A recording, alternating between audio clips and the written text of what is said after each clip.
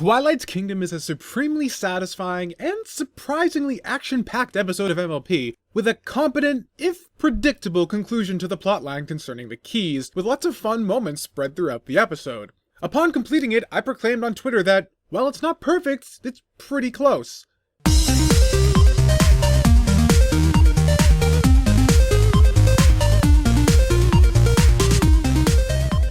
And then I watched it a second time. Perhaps that statement was a bit too generous. It was weird. After my first viewing, I immediately sat down to write the script and was met with a lot of resistance. I liked the episode, but I was having difficulty articulating my excitement. It was just fun. Not much more to it than that. And then it hit me. Twilight's Kingdom is a lot like Canterlot Wedding, in so much that, on the surface, it's incredibly enjoyable and has a great mix of action and emotion that makes it for an easy viewing experience. However, watch it a few more times, and start to think about its going-ons, and some things start to cause a bit of concern. Granted, I still am overall pretty positive about Canterlot Wedding, and I think Twilight's Kingdom is better still even than that episode. But I think the basic concept remains. This story is a lot more fun the less you think about it. But we'll get to that in a second. Let's start with the fun stuff.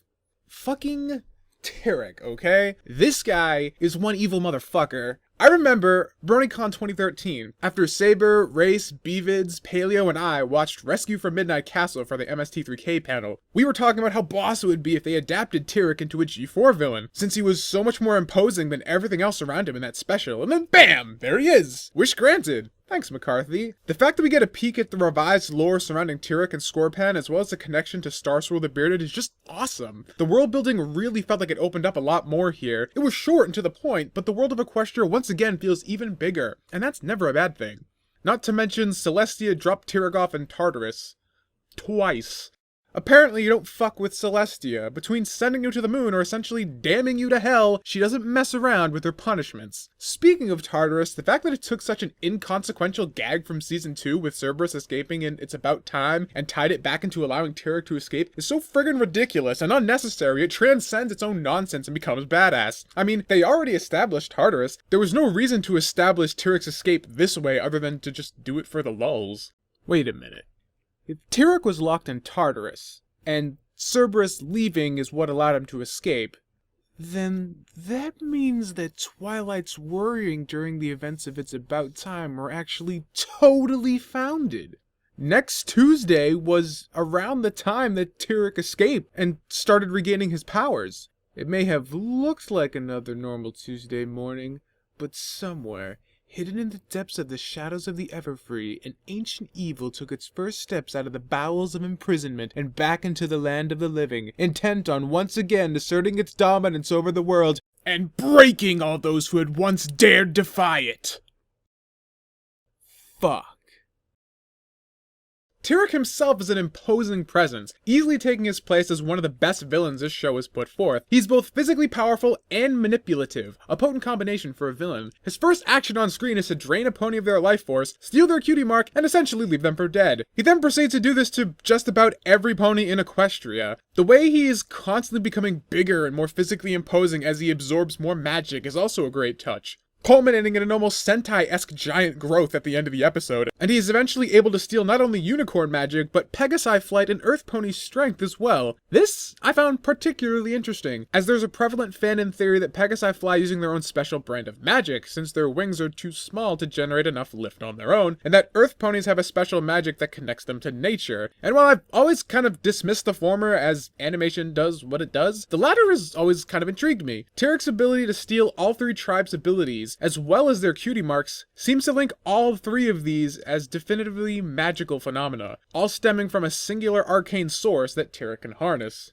Not particularly relevant, but interesting to note nonetheless. As physically imposing as Tyrek is, he isn't just throwing around brute strength here, he's also just as cunning, which was awesome. In the beginning of the episode, he's still rather weak, to the point where Discord could have easily stopped him right then and there, but Tyrek is quick to find Discord's soft spot in his subservient position to the princesses, and used it to his advantage, turning the still morally ambiguous Discord against his new friends. Likewise, when Super Twilight proves to be a match for him, Tyrek wastes no time using her friends as leverage to get what he wants. This guy is just ruthless. Discord is certainly still my favorite villain, but but Tyrek is probably the most imposing and the most threatening, just as he should be given the G1 character he's based upon. So in response to this threat, the princesses decide to give Twilight all of their magic so Tyrek can't take it for himself. Not gonna lie, when I first saw this preview clip, I was kinda bummed out, considering that Celestia was telling Twilight to not tell her friends about her new powers, cause the whole subtitle of the show is Friendship is Magic. When have her friends not being in the loop ever been helpful? Cause that worked out for you so well in the season 4 premiere, right?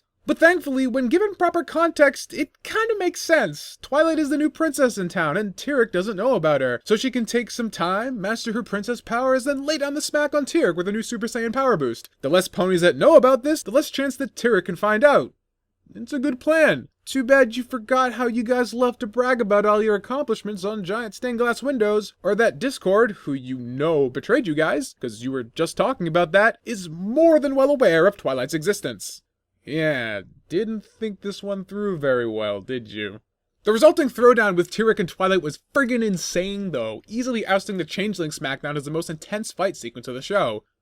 The fact that I can use fight sequence and My Little Pony in the same sentence still baffles me. As soon as Tyrek destroyed Twilight's library in a spectacular fireball of death, and Twilight looks in despair upon the burning pages of the book she just established and Traja carried sentimental value to her, you just knew it was on, and the subsequent Dragon Ball-inspired brawl was both fantastically animated as well as surprisingly full contact for a show like My Little Pony, considering its demographic. Considering most villains in the show have been vanquished with love beams and Deus Ex rainbows, having a full-on energy beam battle was a surprising change of pace, and further cemented Tyrek as a genuine threat, instantly making his presence seem the most threatening out of all the show's rogues gallery thus far. And then we have the Rainbow Box. Like every other adventure arc, the third act here comes off a bit rushed, with Discord's forgiveness, Twilight's key, the unlocking of the chest, the rainbow power transformation, and Tyrek's defeat being extremely fast, one right after the other. But I can say that I like the fact that it wasn't jacked Twilight that defeats Tyrek, but the main six as a whole who were able to come together and take him down. Just when the episode was at risk of becoming too Twilight-centric and ignoring the rest of the main cast, it takes a step back, using the long-standing plot device of the Harmony Box to bring all of its characters back into the fold.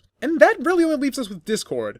I'm mixed on his presence in this episode. I think we've all been wondering in the back of our minds why Celestia even bothered releasing him in the first place if he hasn't really done anything, proving to cause more trouble than anything else. And while it seems like there was quite a bit of time between releasing him and him finally being useful, I'm glad to have him be useful nonetheless. Another long-standing question has been why he hasn't just said fuck it and unleashed all hell upon Equestria with the elements out of the way. And Tyrek hits the nail right on the head by essentially bringing up this very point. Discord's disposition is completely different being one of the good guys, and having him face this fact is a great thing to bring up. I'll admit, I thought he was gaming Tyrek the whole time to help out Twilight, since he obviously had the whole Rainbow Box thing figured out this entire episode, if not this entire season. But having him be the one to give Twi her key was a nice approach as well, even if it seems like he probably should have seen this betrayal coming from Tyrek, being the character who's been shown to be the most aware of the big picture in the majority of his appearances. It seems that Discord's judgment is continually clouded by his desire for companionship, which I suppose is a rather humanizing trait, though it does make one wonder why he even considered betraying Flutters in the first place if he values friendship so much. He isn't even sour about being betrayed by Tyrek so much that he has once again lost his freedom, but because he seemed to consider Tyrek a friend?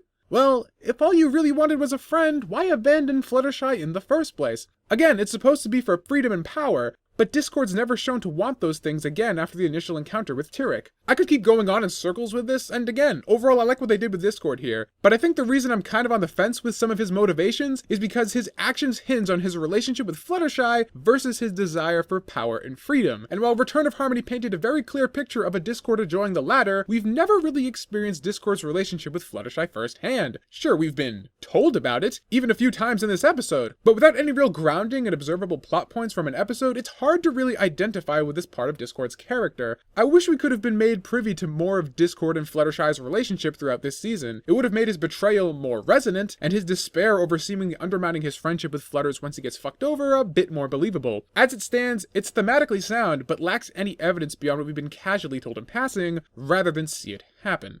So, there was that. Do I have any other issues? Come on. Remember whose channel you're watching here.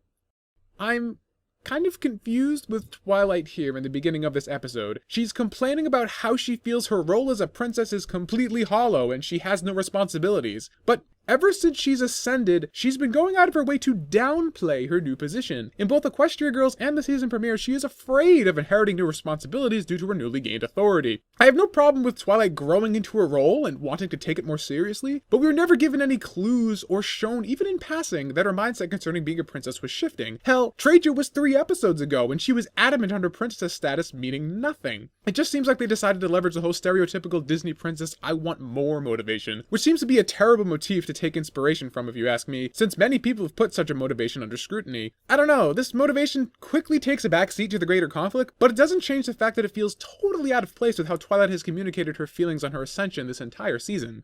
So, the keys were totally wrapped up in an acceptable way in this episode, but what about the Castle of the Two Sisters? It was made to be a big deal and became a recurring location.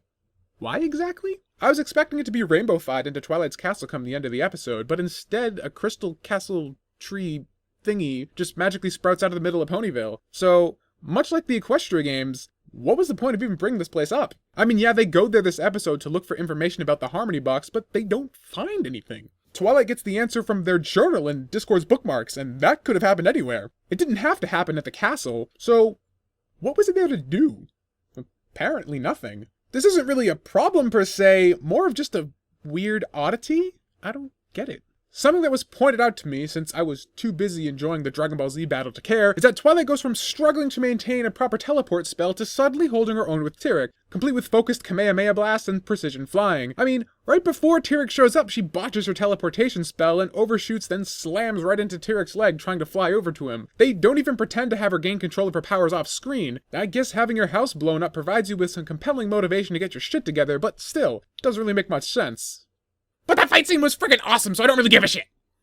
Also, while I think the move of getting rid of the elements of harmony in the beginning of this season was badass, it seems like their new rainbow powers are functionally identical to the elements, serving the same Deus Ex Machina plot resolution that the elements of the past did. A lot of us, including myself, praise the show for getting rid of the get out of a conflict free card that they provided, but in the very next scenario that requires one, the main 6 get level 2 element powers from the Harmony Box, essentially making that sacrifice in the beginning of the season pointless. I suppose it's not really fair to say that about the elements or the rainbow powers though, as they're supposed to be tangible representations of the main 6 friendship, and the show was trying to communicate that friendship is powerful and all that, and from the perspective of a metaphor it works, but when examining them as an actual weapon in the fantasy world they exist in, they're both OP reset buttons. I don't know, I'm just kind of bitching at this point.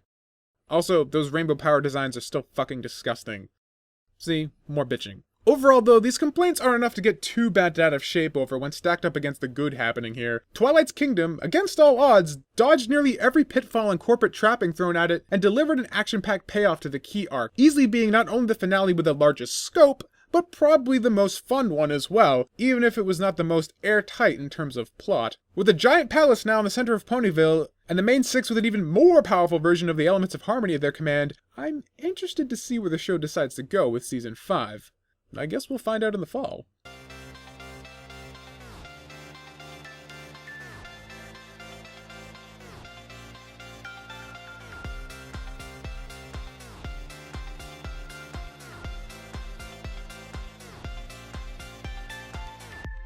Sometimes I think my head is filled with clouds, kicking up a storm when I feel down. I can't put it in words like you can, though it don't matter cause you understand. Sometimes I think that I am overwhelmed by the vastness of my realm. Reaching up, the sun splits in 5, and somehow